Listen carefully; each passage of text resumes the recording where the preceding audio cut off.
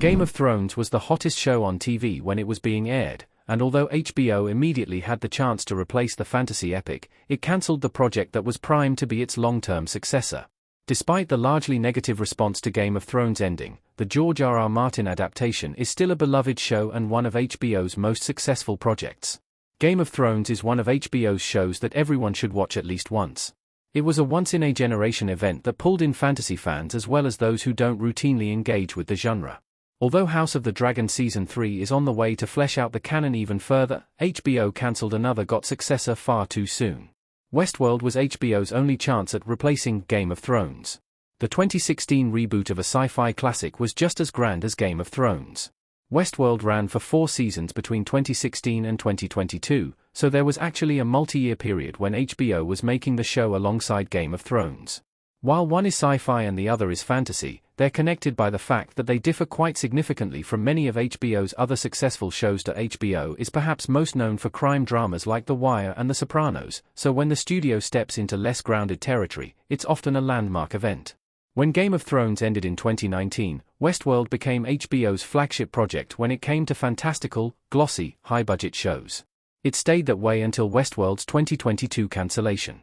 Loosely based on the 1973 movie of the same name, HBO's Westworld adaptation essentially just borrowed the movie's premise and built an entirely new universe around it.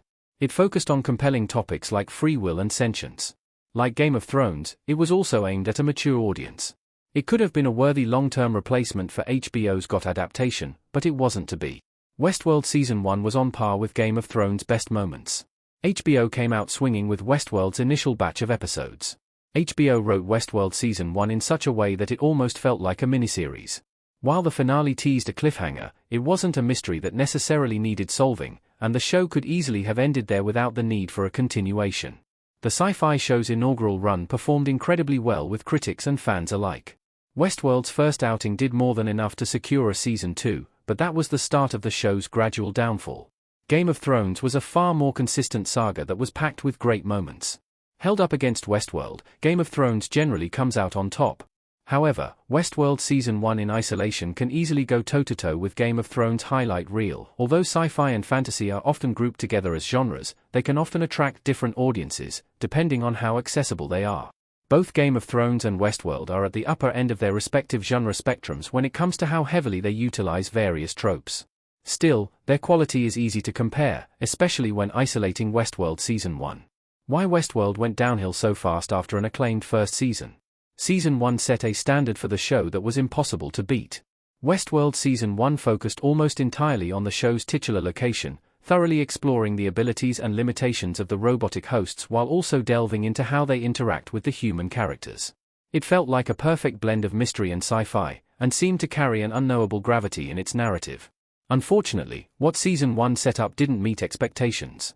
While Season 1's primary setting remained part of the larger story as Westworld progressed, later seasons tended to focus on the artificial characters exploring other locations.